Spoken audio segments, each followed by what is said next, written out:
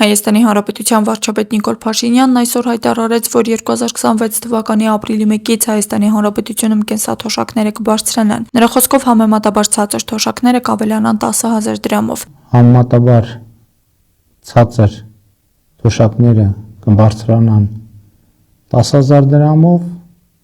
համեմատաբար բարձր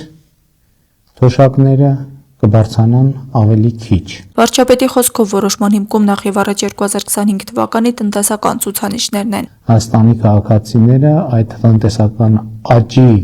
արդյունքը պետք է տեսնեն նաև իրենց կյանքում։ Հայաստանի Հանրապետության աշխատանքի եւ սոցիալական հարցերի նախարար Արսեն Թորոսյանը ներկայացրեց հաշվարկների մանրամասները։ Հիմնական կենսաթոշակը 24,000 դրամից դառնում է 34,000 դրամ։ Նվազագույն կենսաթոշակը 36,000 դրամից դառնում է 46,000 դրամ։ Ծերության նպաստը նույնպես կկազմի առնվազն 46,000 դրամ։ Առաջին, երկրորդ եւ երրորդ խմբի հաշմանդամության նպաստները կավելանան 10,000 դրամով, համապատասխանաբար հասնելով 46,000, 47,500 եւ 49,000 դրամի։ Նախարարի խոսքով զինվորական երկարամյա ծառայության կենսաթոշակների դեպքում բանաձևը մի փոքր այլ է։ Բարձրանալու են նաև զինվորական երկարամյա ծառայության կենսաթոշակները, այստեղ սակայն բանաձևը մի փոքր այլ է եւ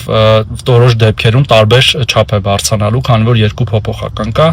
Միջին բարձրացումը կլինի մոտավորապես 8,000-8,500 դրամի շրջանակներում, բայց որոշ դեպքերում այն կլինի 10,000-ից ավել, ընդհանուր մինչև 15,000 դրամ, որոշ դեպքերում մի փոքր ավելի ցածր, որովհետեւ նրան այդ կենսաթոշակներ արդեն իսկ բավական բարձր են։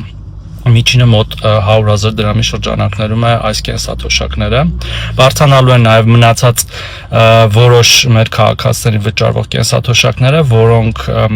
թվով ավելի փոքր են, կերակրողին կորցնելու կենսաթոշակ եւ այդպես շարունակ։ Նշված բարձրացումները չեն ներառում հետվճարի համակարգով հնարավոր հավելյալ գումարները, այսինքն փաստացի որոշ շահառուների դեպքում աճը կարող է լինել ավելի մեծ։ Ըստ կառավարության ներկայացուցիչների, այս քայլը հնարավոր է դարձել աշխատող, արդյունք ստեղծող եւ հարկեր վճարող քաղաքացիների շնորհիվ։ Աստղիկ Խաչատրյան այսօր։